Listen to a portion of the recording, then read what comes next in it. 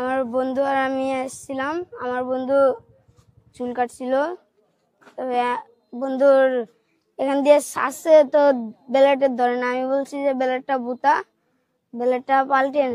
এটা পুরান ছিল না নতুন ছিল সেটা বলতে পারবো না, কিন্তু ব্লেডের ধরছিল না।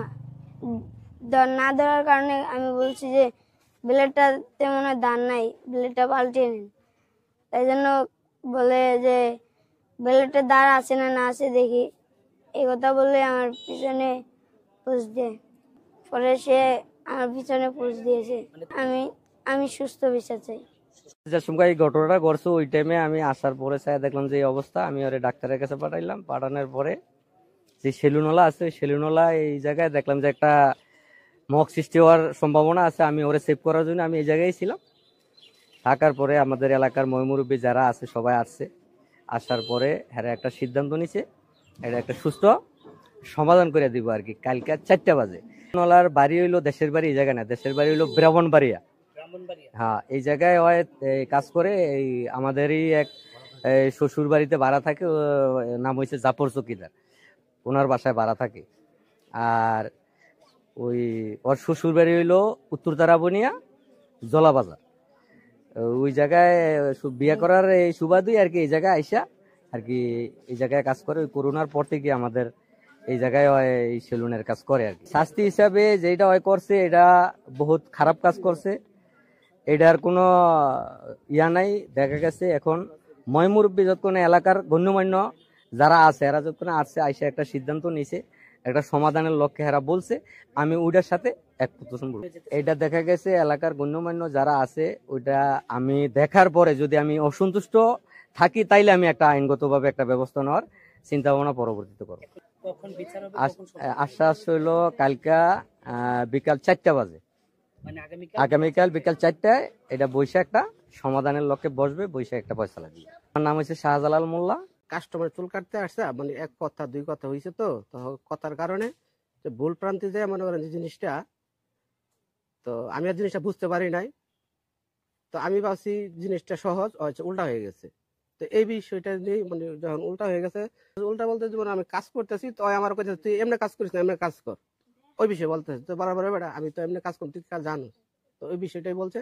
তো ওই ক্ষেত্রে যেমন ওই আমার সাথে একটু ব্যতিক্রম করছে, তো করার পরে যখন আমি কইলাম ব্যতিক্রম বলতে কি করছে, ওই যে দোকান ওইটা বলতেছে যে চুল কাটা হয় নাই, এমনি চুল কাটা বা এমনি চুল কাটা, ওই বিষয়টাই। মানে তখন আপনি কি করছেন? তখন আমি বলছি যে চুল কাটা হইলে তো আমি তো যেমন বলছে ওরা তো ওই চুলটা কেটে দিছি, তাই না? ও যদি যেমন না বলতো তার চুল কাটা হইতো না, ওর থেকে চুল কাটা হয় নাই। তো এইভাবে দুই চারটা কথা বলছে। তো এই বিষয়ে এটা নিয়ে একটু ভুল প্রান্তে যা জিনিসটা হয়ে গেছে। ওই যে কাজ করতেছি, কাজে আমার হাতে আমার একটা মানে আমি যেটা কাজ করি ওই জিনিস আমার হাতে আসলো, হাতে যে যেমন ওর হাতে মানে যে ভুলের কারণে যা জিনিসটা ওর হাতে যে লেগে গেছে। নাকি আপনি ইচ্ছাকৃত ভাবে না। যখন আমি বলছি যে এটা পাল্টাইলাও, আমি সেটা কি সমস্যা দিই তোর, এই বিষয়টাই।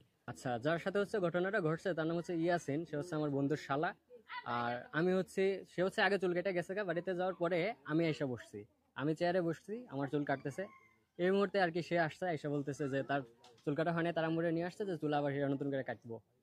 এর মাঝখানে আবার ওর আম্মু যখন চলে গেছে তখন ও আর কি সেলুনের পরিচিত, সেহেতু ওনারে বলতেছে যে কি চুল কাটছেন, চুল কাটা হয় নাই।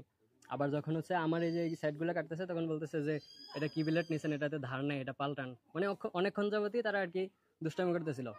পরে আর কি এই সেলুন উনি বলতেছে যে ধার নাই, এই দেখো ধার আছে না নাই। তো উনি হয়তো উল্টাভাবে ধরতে গেছিল, তো ধরতে গেছে আর কি কেটে গেছে একটু, যে কেটে গেছে। তাই আমি বললাম যে ইয়ে করেন তাহলে ডাক্তারের কাছে নিয়ে যান, দেখেন। পরে আমি এসে করছি। ঘটনাটা ঘটছে, আপনি এই সম্পর্কে কি জানেন বা কতটুকু দেখেছেন?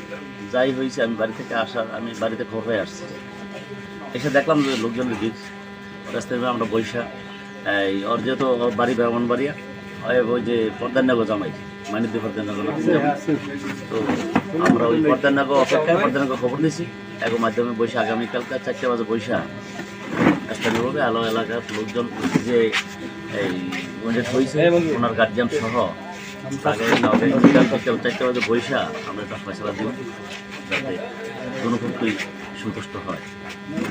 আগামীকালকে বিকাল 4টা বাজে বৈশা সুন্দর ফয়সালা দেওয়ার চেষ্টা করবো। আমরা উপস্থিত থাকি দুনো পক্ষে, ওর পক্ষে তো গার্জিয়ান নাই, আমরা গার্জিয়ান অপেক্ষায় রাখছি আর কি।